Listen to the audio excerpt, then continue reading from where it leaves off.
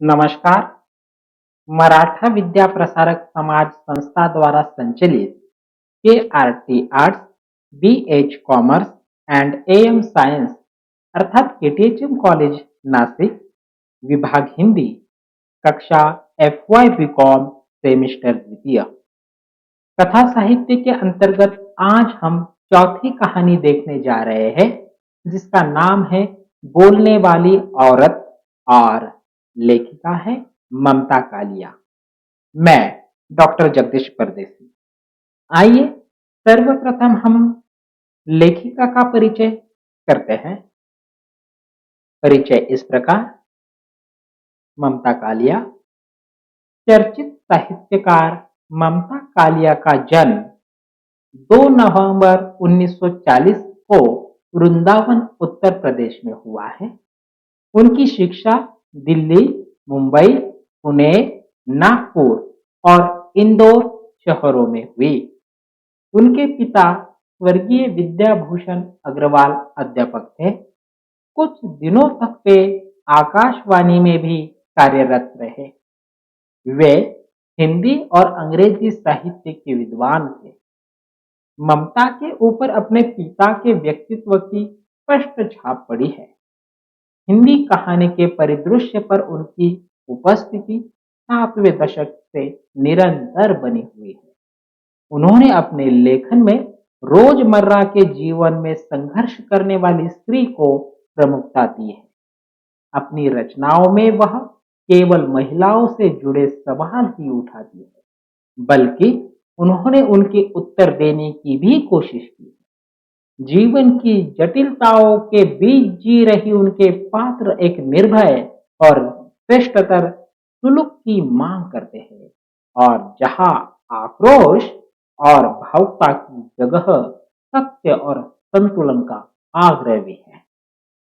लगभग आधी सदी के कालखंड में उन्होंने 200 से अधिक कहानियों की रचना भी की हुई है। इनकी प्रमुख कृतियां है उपन्यास बेघर, नरक दर नरक, प्रेम कहानी, लड़कियां, एक पत्नी के नोट्स, दौड़, अंधेरे का ताला, दुखम सुखम कहानी संग्रह है, छुटकारा, एक अदत्त औरत, सीट नंबर 6, उसका यौवन, जांच अभी जारी है, प्रतिदिन, मुखौटा, निर्मोही, थिएटर रोड के कौवे, 25 साल की लड़की।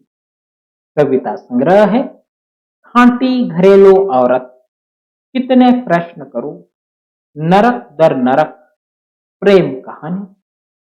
नाटक संग्रह है यहां रहना मना है, आप न बदलेंगे, संस्मरण है कितने शहरों में कितनी बार। इस प्रकार हिंदी साहित्य में अपना एक महत्वपूर्ण स्थान निर्माण करने वाली लेखिका ममता कालिया का योगदान सराहनीय। उनके द्वारा लिखित कहानी बोलने वाली औरत देखते हैं। कहानी बोलने वाली औरत, भाग 1। यह झाड़ू सीधी किसने खड़ी की? बीजी ने त्योरी चढ़ाकर विकट मुद्रा में पूछा। जवाब न मिलने पर उन्होंने मीरा को धमकाया, इस तरह फिर झाड़ू कभी की तो।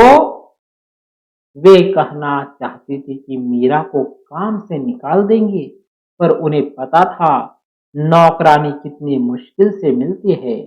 फिर मीरा तो वैसे भी हमेशा छोटू छोटू मुद्रा में रहती। मैंने नहीं रखी, मीरा ने ऐठ कर जवाब दिया।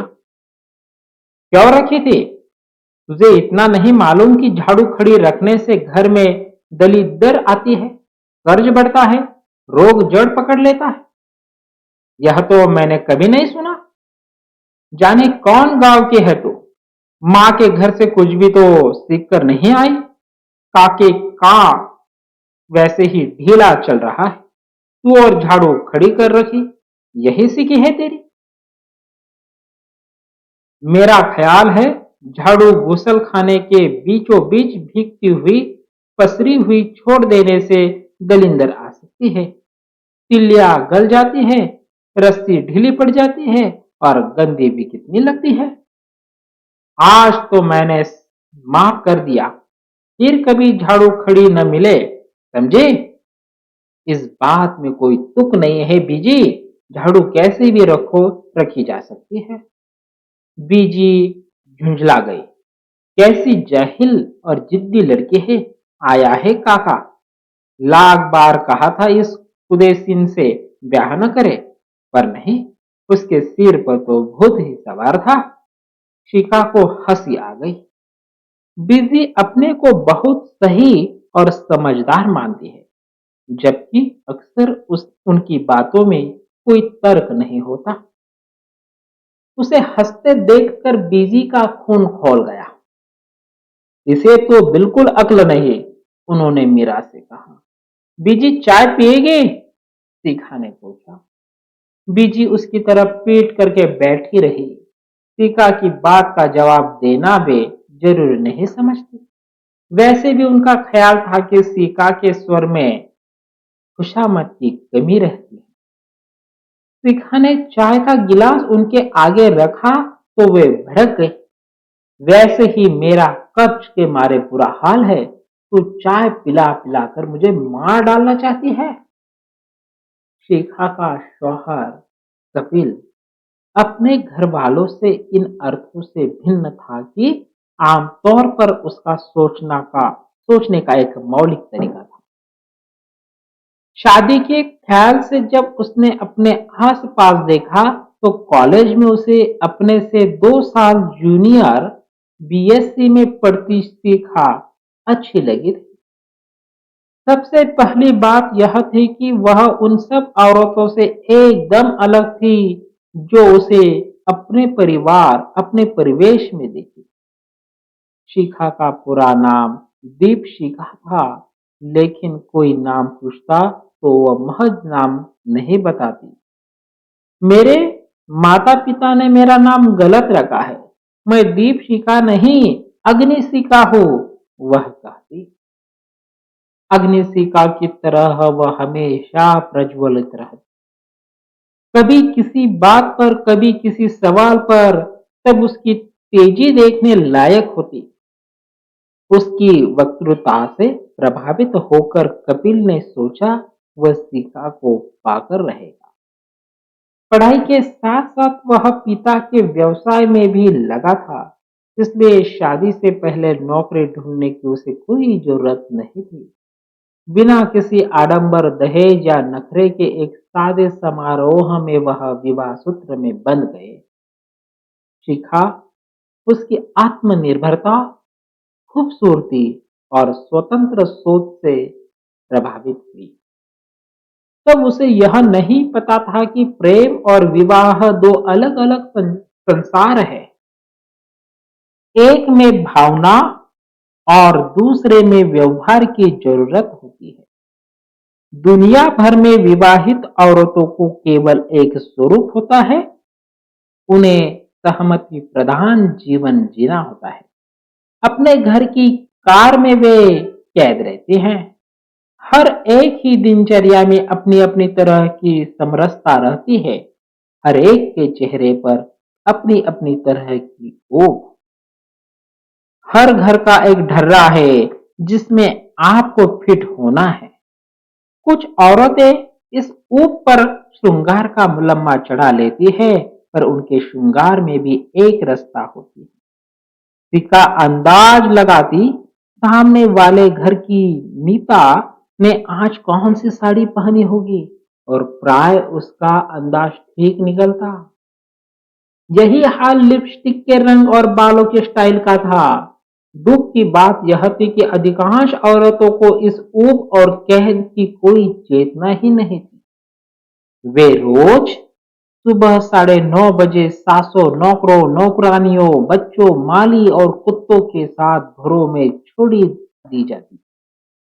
अपना दिन तमाम करने के लिए वही लंच पर पति का इंतजार, टीवी पर बेमतलब कार्यक्रमों को देखना, और घर भर के नाश्ते खाने नखरों की नोक पलक संवारना, चिकनी महिला पत्रिकाओं के पन्ने पलटना, दोपहर को सोना, सजे हुए घर को कुछ और सजाना, सास की जी हुजूरी करना और अंत में रात को एक जड़ नींद में लुढ़क जाना। कपिल के घर आते ही बीजी ने उसके सामने शिकायत दर्ज की। तेरी बीवी तो अपने को बड़ी चतुर समझती है, अपने आगे किसी की चलने नहीं देती, खड़ी खड़ी जवाब टिकाती है। कपिल को गुस्सा आया। शिखा को एक अच्छी पत्नी की तरह चुप रहना चाहिए, खास तौर पर मां के आगे। इसने घर को कॉलेज का डिबेटिंग मंच समझ रखा है और मां को प्रतिपक्ष का वक्ता। उसने कहा, मैं उसे समझा दूंगा, आगे से बहस नहीं करेगी। उल्टी खोपड़ी की है बिल्कुल, वह समझ ही नहीं सकती। मां ने मुंह बिचकाया। रात उसने कमरे में शिखा से कहा, तुम मां से क्यों उलझती रहती हो दिन भर? इस बात का विलोम भी उतना ही सच है। हम विलोम अनुलोम में बात नहीं कर रहे हैं। एक संबंध है जिसकी इज्जत तुम्हें करनी होगी। गलत बात की भी, मां की कोई बात गलत नहीं होती। कोई भी इंसान परफेक्ट नहीं हो सकता। कपिल तैश में आ गया। तुमने मां को इम्परफेक्ट कहा। तुम्हें शर्म आनी चाहिए। तुम हमेशा ज्यादा बोल जाती हो और गलत भी। तुम मेरी आवाज बंद करना चाहते हो? मैं एक शांत और सुरुचिपूर्ण जीवन जीना चाहता हूं। शिखा अंदर तक चल गई। इस उत्तर से कोई यह उत्तर हजार नए प्रश्नों को जन्म दे रहा था।